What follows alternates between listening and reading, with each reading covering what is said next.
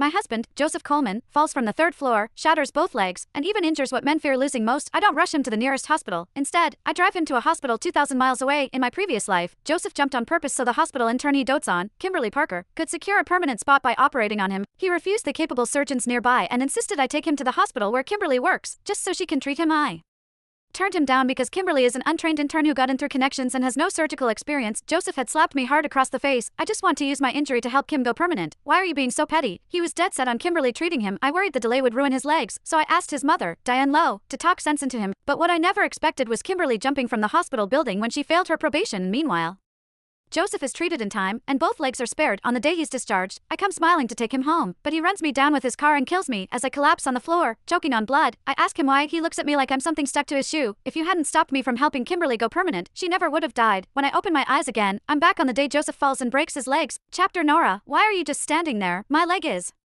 broken. Get me to the hospital where Kimberly interns now. Joseph Coleman's bark cleared the haze from my mind, and I realized I was standing in the living room while he lay motionless on the ground. Having fallen from the third floor, he ground his teeth through the pain of two shattered legs and still managed to glare at me with disgust and suspicion. Nora, if you take me to the nearest hospital again and make me lose Kimberly, I swear you'll suffer a death worse than you had the last time. Those words cleared away the last of my doubt. I had come back to life, and at that same moment, Joseph came back too. In my previous life, Joseph was one of my admirers. He once saved me from a fire, and I married him out of gratitude. I poured my parents' inheritance into his startup and supported his dream until he became the CEO everyone praised. When he clocked out, I stayed at the office drafting deck after deck until midnight. When his mother, Diane Lowe, needed surgery, I did the bedside care myself and never handed a single task to anyone else. I spent everything I had on our family and on his career, and yet, all that work was lost to one favor for his childhood sweetheart, Kimberly Parker, who wanted her internship made permanent. In my previous life, I hadn't sent Joseph to Kimberly's hospital as he insisted. As a result, Kimberly failed her probation and jumped from a building. He blamed me for not taking him to her care. Then, in his rage, he took the wheel and mowed me down, leaving me to die on the road. What a joke. I gave him devotion and got a bloody death in return. He wanted Kimberly to operate, didn't he? Fine, this time, I would give him exactly what he asked for. I wanted to see if his legs would still have any chance of being saved after nearly 2,000 miles on the road. Nora, take me to the hospital where Kimberly works. She's waiting. Don't forget what will happen if you don't do as I say. Afraid I might defy him, he bared his teeth and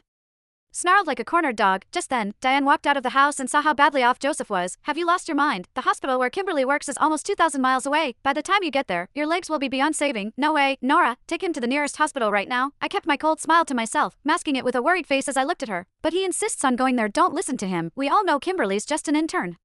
What surgery could she possibly handle? Nora, stop standing there and get Joseph to the nearest hospital. I'm not going. Joseph shot back. If you don't take me to the hospital where Kimberly works, I'll die right here in front of you. Seeing Diane hold her ground only made him dig in deeper. He glared at both of us, his eyes full of vicious warning. I let the corner of my mouth curl with the smallest hint of mockery, then sighed as if I had no choice. All right, Diane, we'll do it his way.